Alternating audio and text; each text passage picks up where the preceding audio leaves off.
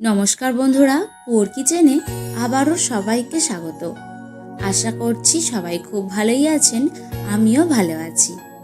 আজকে হাজির হয়েছি লম্বা শিম আলুর তরকারির রেসিপি নিয়ে, তাই ভিডিওটি স্কিপ না করে পুরোটা দেখার অনুরোধ রইল। এখানে আমি লম্বা শিমের মাথার দিকটা আর পেছনের দিকটা ছাড়িয়ে রেখে দিয়েছি, আর আলুটাকেও লম্বা লম্বা করে কেটে নিয়েছি।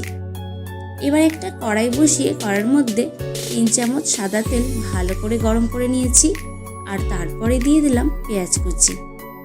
এবার এই পেঁয়াজ কুচিটাকে একদম হালকা লালচে কালার করে ভেজে নেব। আমার চ্যানেলের এই রান্নাগুলো যদি আপনাদের ভালো লেগে থাকে তাহলে লাইক, কমেন্ট আর শেয়ার করে দেবেন। আর আমার চ্যানেল এখনও না সাবস্ক্রাইব করা থাকলে চ্যানেলটিকে সাবস্ক্রাইব করে বেল বাটনটি প্রেস করে পাশে থাকবেন। পেঁয়াজটাকে লাল লাল করে ভেজে নিয়েছি। এখন দিয়ে দিলাম লম্বা লম্বা শিমগুলো আর তার সাথে কেটে রাখা লম্বা করা আলুগুলোকে, আর দিয়ে দিচ্ছি 1/2 চামচ লবণ আর 1/2 চামচ হলুদের গুঁড়ো। লবণ আর হলুদের গুঁড়ো দিয়ে আলু আর শিমটাকে একটু নাড়াচাড়া করে ভেজে নিতে হবে। আপনারা তো অনেক রকমের শিম আলুর তরকারি খেয়েছেন, একবার এই লম্বা শিমের তরকারিটা খেয়ে দেখবেন। এটা কিন্তু শুধু গরম ভাতের সাথে খেতেই ভীষণই ভালো লাগে। শিম আর আলু ভালো মতোই ভাজা হয়ে গেছে। এবারে দিয়ে দেব টমেটো কুচি। আমি এখানে 2টো টমেটো কুচি দিয়েছি,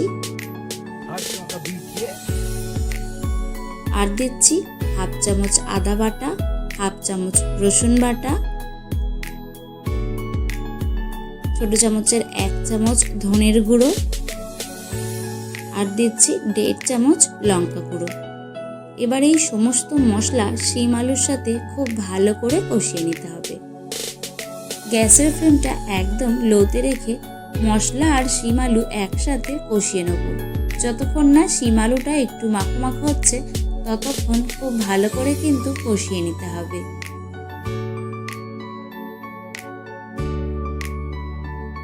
আপনারা যদি এইভাবে এর আগে তরকারিটা না খেয়ে থাকেন তাহলে আমি বলবো অবশ্যই একবার হলেও ট্রাই করতে। এবার সামান্য একটু জল দিয়ে আবারও আমি শিম আলু একসাথে মশলার সঙ্গে কষিয়ে নিচ্ছি।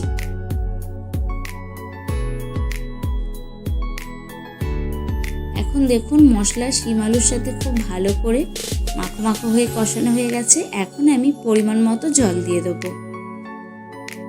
পরিমাণ মতো জল দিয়ে দিয়েছি, দিয়ে আবারও আমি ভালো করে নাড়াচাড়া করে দিচ্ছি। যেহেতু এই তরকারিটা একটু মাখো মাখো করব, তাই আমি অল্প পরিমাণেই জল দিয়েছি। এবার স্বাদ অনুসারে আরও একটু লবণ দিয়ে দিলাম, দিয়ে ভালো করে আবারও আমি নাড়াচাড়া করে রান্না করে নিচ্ছি। এবার গ্যাসের ফ্লেমটা একদম মিডিয়ামে রেখে 20 মিনিটের মতো ঢেকে রান্না করে নেব। ঠিক 20 মিনিট পর ঢাকা খুলে দিয়েছি। এখন দিয়ে দিচ্ছি কয়েকটা চেরা কাঁচা লঙ্কা। চেরা কাঁচা লঙ্কাটাকে দিয়ে আবার একটু ভালো করে নাড়াচাড়া করে নেব। আর এই পর্যায়ে দেখুন শিম আর আলু খুব সুন্দরভাবে সেদ্ধ হয়ে গেছে। এখন ভালো করে একটু নাড়াচাড়া করে দিচ্ছি। আর দেখুন এই শিম আলুর তরকারিটা কিন্তু এইরকম মাখো মাখোই নাবাতে হবে। এখন কিন্তু গরম গরম ভাতের সাথে এই শিম আলুর তরকারি পরিবেশন করার জন্য একদমই রেডি হয়ে গেছে। আশা করছি আজকের এই শিম আলুর রেসিপিটা আপনাদের একটু হলেও ভালো লেগেছে। যদি ভালো লেগে থাকে লাইক, কমেন্ট, শেয়ার করতে ভুলবেন না কিন্তু। আর যদি খুব বেশি ভালো লেগে থাকে তাহলে আপনাদের আত্মীয় পরিজন বা বন্ধুদেরকে শেয়ার করে দেবেন। আজ এখানেই শেষ করছি। দেখা হচ্ছে অন্য কোনো রেসিপিতে। ভালো থাকবেন, সুস্থ থাকবেন, আর পুর কিচেনের সাথেই থাকবেন।